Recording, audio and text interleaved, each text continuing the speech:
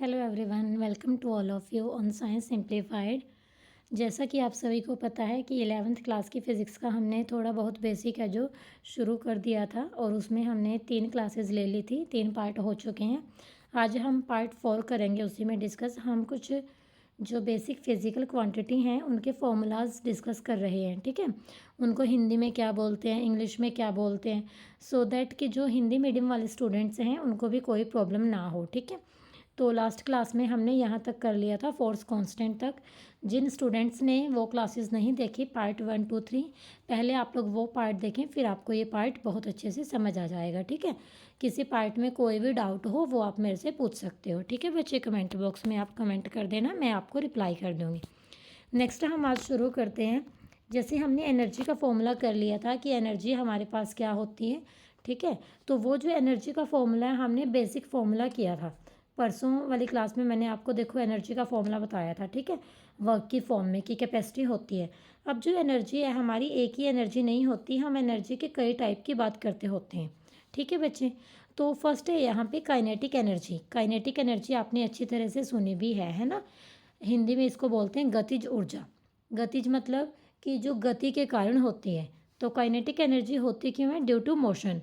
Motion मतलब यानी कि जब कोई भी ऑब्जेक्ट है वो हमारे पास क्या है, मूविंग है, वो क्या है, कोई ना कोई वेलोसिटी के अंदर है। ठीक है, वो मूव कर रहा है। हम ये बोल सकते हैं कि वो जो पोजीशन है उसकी वो रेस्ट की पोजीशन ना हो के वो मोशन की पोजीशन है। ठीक है बच्चे, तो जो काइनेटिक एनर्जी है इसके लिए हमारा फॉर्मूला क्या होता है? Half m v square. Formula क्या है इसका? Half m v square. M यहाँ क्या होता है? मास होता है उस ऑब्जेक्ट का, और वी हमारे पास यहाँ पे क्या होती है? वेलोसिटी। और वी का अपने यहाँ पे क्या कर देना? स्क्वायर। ठीक है, तो अगर कोई भी ऑब्जेक्ट के लिए आपको मास और वेलोसिटी गिवन हो तो आप उसके लिए काइनेटिक एनर्जी इस फॉर्मूले का यूज़ करके निकाल सकते हो। ठीक है, यूनिट की अगर बात करते हैं तो एनर्जी के लिए हम जूल यूनिट यूज़ करते हैं। फिर अगर फर्दर बात की जाए कि काइनेटिक है, पोटेंशियल है, मैकेनिकल है, किसी भी टाइप की एनर्जी है तो उन सभी के लिए हम जूल जो यूनिट है उनका ही यूज़ करते हैं। ठीक है, उसके बाद नेक्स्ट है हमारी पोटेंशियल एनर्जी। पोटेंशियल एनर्जी है जो इसको बोलते हैं स्थितिज ऊर्जा। ठीक है, हमारी जो बॉडी है उसकी पोजीशन क्या है, वो एक हाइट पे है, वो किसी लेंथ पे है, on the basis of given position. ठीक है, उसकी स्थिति क्या है, वो कहाँ पर है, उसके अकॉर्डिंग उसके लिए जो एनर्जी पोजेस करता है हमारा ऑब्जेक्ट, उसकी वजह से जो एनर्जी पोजेस होती है that is called potential energy, है ना। We can define here the energy possesses by object due to its position. Due to its position is called potential energy. और पोटेंशियल एनर्जी का फॉर्मूला आपका क्या होगा यहाँ पे? M G H. एम यहाँ पे मास है, जी यहाँ पे ग्रेविटी है, और एच आपका यहाँ पे क्या है? हाइट है। ठीक है, ग्रेविटी जैसे अर्थ पे हम 9.8 लेके चलते हैं, मास आपको गिवन होगा, और जो पोजीशन है उसकी हाइट या लेंथ की फॉर्म में वो आपको गिवन होगी। वैल्यूज़ पुट कर देनी है और आपकी यहाँ से पोटेंशियल एनर्जी है जो वो निकल जाएगी। ठीक है, नेक्स्ट है हमारे पास मोमेंटम की बात करते हैं हम। ठीक है, क्योंकि हमने मास का कंसेप्ट कर लिया, हमने वेलोसिटी का फॉर्मूला कर लिया। जिन स्टूडेंट्स ने पिछली क्लास नहीं देखी वो पहले पिछली क्लास देखो, तब ये बड़े अच्छे से आपको क्लियर हो जाएंगे सभी फॉर्मूले। ऐसे ही आपको नहीं पता लगेगा जब तक आपको यही नहीं पता कि वेलोसिटी क्या है, तो फर्दर आप वेलोसिटी को किसी और फॉर्मूले में यूज़ करोगे तो आपको कैसे समझ आएगा कि वो फॉर्मूले में एक्चुअली मीनिंग क्या है उसका। ठीक है, तो वो आपको तभी समझ आएगा जब आपको बेसिक कॉन्सेप्ट है जो वो स्ट्रॉन्ग होंगे। तो लीनियर मोमेंटम, लीनियर होता है मतलब स्ट्रेट लाइन में रेखीय हम बोल सकते हैं, और मोमेंटम आपने हिंदी मीडियम में इसको संवेग पढ़ा है ना, संवेग को मोमेंटम बोलते हैं हम। ठीक है बच्चे, तो मोमेंटम होता है possesses by due to its motion, और मोशन यानी कि वेलोसिटी, मोशन यानी कि वेलोसिटी। तो लीनियर मोमेंटम यानी कि इसको हम पी से डिनोट करते होते हैं पहली बात तो, और जो हमारा पी का फॉर्मूला है वो क्या होगा? Mass into velocity. क्या फॉर्मूला आएगा इसका? Mass into velocity. एम यहाँ क्या होगा? ऑब्जेक्ट का मास, और वी यहाँ पे क्या होगी? ऑब्जेक्ट की वेलोसिटी। तो लीनियर मोमेंटम पी से डिनोट करना है आपने रेखीय संवेग को, फॉर्मूला होता है मल्टीप्लाई में मास इंटू वेलोसिटी। उसके बाद नेक्स्ट है हमारा एंगुलर मोमेंटम। ठीक है, जैसे लीनियर मोशन की तो हम बात करते हैं, वहाँ पे आएगा लीनियर मोमेंटम, लेकिन जब आपकी मोशन स्ट्रेट लाइन ना होके एंगुलर में हो तो वहाँ पे क्या आएगा आपका एंगुलर मोमेंटम। एंगुलर मोमेंटम को हम एल से डिनोट करते हैं। और एंगुलर मोमेंटम क्या होता है, बेसिकली अगर मैं बात करूँ तो वो होता है moment of linear momentum. Moment of linear momentum. अब यहाँ जो मोमेंट ऑफ वर्ड है इसका मीनिंग मैंने आपको पीछे भी एक क्लास में समझाया है जब हमने टॉर्क का कंसेप्ट किया था, मोमेंट ऑफ फोर्स, है ना। तो वही सेम मीनिंग मोमेंट का यहाँ रहेगा, ठीक है। यानी कि मोमेंट ऑफ हम किसी के लिए कब यूज़ करते हैं, जब हमें उसकी मल्टीप्लाई करनी होती है परपेंडिकुलर डिस्टेंस के साथ। तो मोमेंट ऑफ लीनियर मोमेंटम यानी कि p cross r, p cross r, यानी कि एल आपका क्या होगा, मोमेंट ऑफ लीनियर मोमेंटम, यानी कि मोमेंटम की आपकी मल्टीप्लाई होगी परपेंडिकुलर डिस्टेंस आर के साथ। यहाँ ध्यान रखना आपने, ये जो डिस्टेंस है आपकी, ये आपकी कैसी डिस्टेंस होगी, परपेंडिकुलर डिस्टेंस। उसके बाद नेक्स्ट है हमारे पास moment of inertia. Moment of inertia का फॉर्मूला क्या होगा, M R square, M R square, ठीक है, एम आर स्क्वेयर। एम यहाँ मास है, होल मास, इसीलिए मैंने इसको कैपिटल एम लिखा है। जैसे ऑब्जेक्ट होता है, कोई भी बॉडी है, अब वो सिर्फ एक पार्टिकल से नहीं मिलके बनी होती, उसमें छोटे छोटे कई पार्टिकल्स होते हैं। और आर है जो हमने उसके वहाँ पे सेंटर से रेडियस लेते हैं हम, और आर का क्या करना है, स्क्वायर करना है। तो यहाँ से आपका ये क्या निकलेगा, moment of inertia, moment of inertia. Moment of inertia हमें नॉलेज देता है किसके लिए, कि अगर कोई भी ऑब्जेक्ट का मास एम है और आर रेडियस है तो हम उसका इनर्शिया है जो फाइंड आउट कर सकते हैं। नेक्स्ट है हमारे पास Newton's law of gravitation. 9th class में किया है ना आपने, इवन के 9th के इसमें एग्ज़ाम में ये क्वेश्चन भी आया था, ठीक है। मैंने आपको ऑलरेडी पहले ही बल्कि एक वीडियो बनाई थी, मैंने डैम श्योर बोला था कि ये क्वेश्चन आएगा, और वो क्वेश्चन आया भी था। ये न्यूटन्स लॉ बहुत इंपॉर्टेंट होता है, ठीक है, 9th में नहीं, ये आगे जाके भी बड़ा इंपॉर्टेंट रहता है आपका। तो न्यूटन्स ने लॉ दिया था ग्रेविटेशन का, कैसे दिया था इसने, इसने बात की थी कि ये ऑब्जेक्ट है उसका मास एम में, ठीक है, और हमने क्या देखा था कि ग्रेविटी की वजह से ऑब्जेक्ट अर्थ पे फॉल होते हैं। तो दूसरा हमने अर्थ के लिए मास दूसरा कंसीडर कर लिया था और उनके बीच की रेडियस आर ले ली थी। तो एफ हमारा डायरेक्टली प्रोपोर्शनल होता है प्रोडक्ट ऑफ मासेस के, यानी कि m1 इंटू m2 के। इन्वर्सली प्रोपोर्शनल होता है वो स्क्वायर ऑफ रेडियस के, ठीक है। अब एक बात ध्यान से सुनो, मैंने यहाँ दो वर्ड यूज़ किए हैं, एक मैंने यूज़ किया डायरेक्टली प्रोपोर्शनल और दूसरा मैंने यूज़ किया इन्वर्सली प्रोपोर्शनल। डायरेक्टली मतलब कि वो उसके ऊपर डायरेक्ट डिपेंड करता है। डायरेक्ट यानी कि अगर सामने मतलब राइट हैंड वाली क्वांटिटी इंक्रीज़ होगी तो लेफ़्ट वाली भी इंक्रीज़ होगी, ठीक है। डिक्रीज़ है तो वो भी डिक्रीज़ होगी। और अगर मैं यहाँ पे बोलती हूँ इन्वर्सली प्रोपोर्शनल, इन्वर्सली मतलब वो इन्वर्स रिलेशन देता है हमें, 1/, में लिखेंगे हम उसको, जैसे ये यहाँ पे आपने आर स्क्वायर को बाय में लिखा है ना, तो हम इसको 1/, में लिखते हैं, ठीक है। तो ये हमारे पास क्या होगा, यहाँ से ये बन जाएगा फिर कि अगर हमारा फोर्स इंक्रीज़ होता है तो रेडियस क्या होगी, डिक्रीज़ होगी।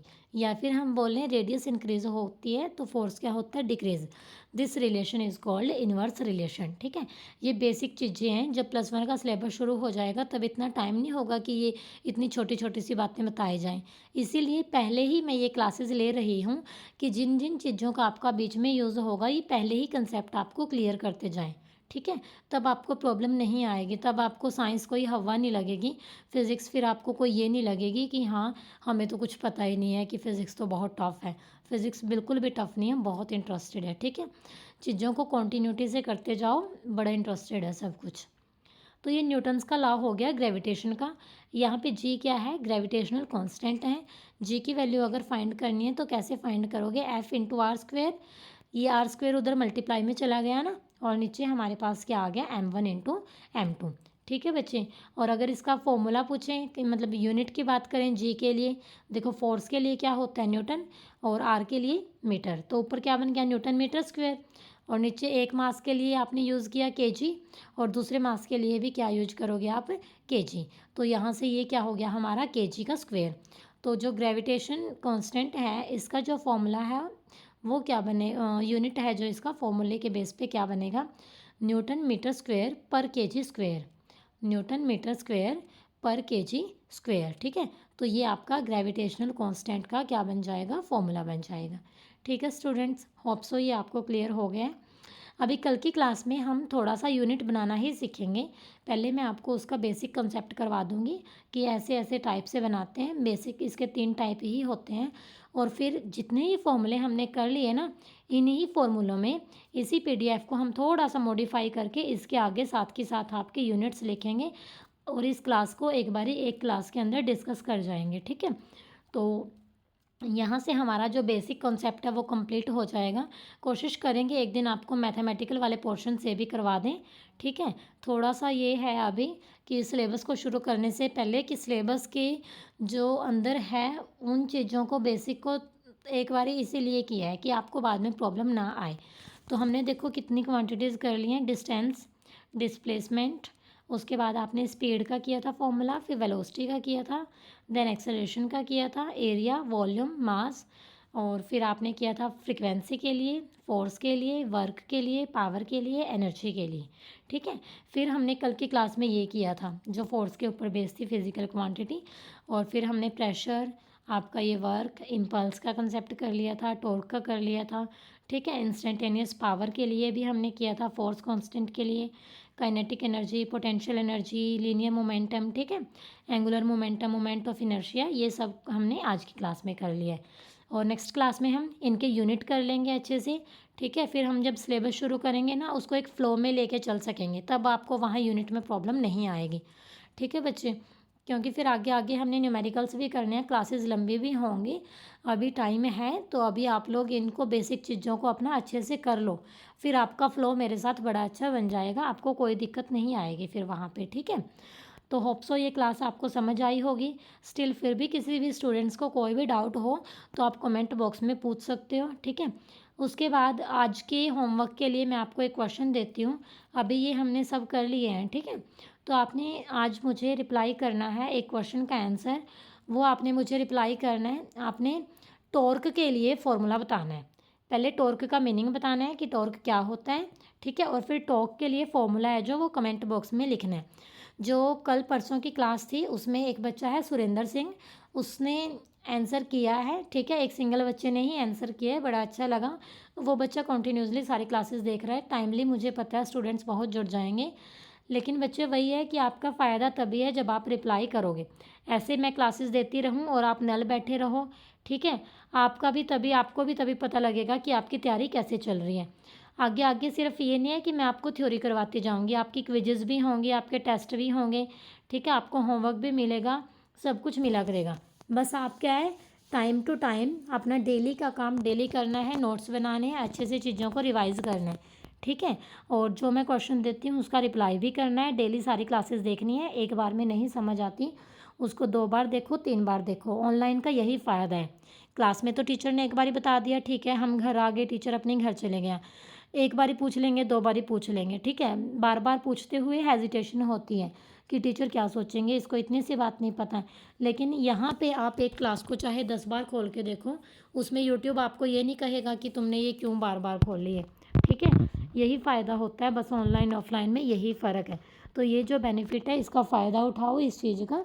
ओके बच्चे, तभी मतलब ऑनलाइन का फ़ायदा है, हाथ में फ़ोन लेके बैठने का तभी फ़ायदा है, नहीं तो फ़ोन में और बहुत कुछ है टाइम वेस्ट करने को, बट उसको यूटिलाइज़ करना सीखो। ठीक है, अगर आपको फ़ोन मिला है तो होप सो क्लास आपको समझ आई है। एंड कोई डाउट हो तो कमेंट कर देना। ठीक है बच्चे, कुछ और सजेशन हो वो भी कमेंट कर देना, आई विल फॉलो यू। ठीक है, and stay connected with science simplified. Thank you very much.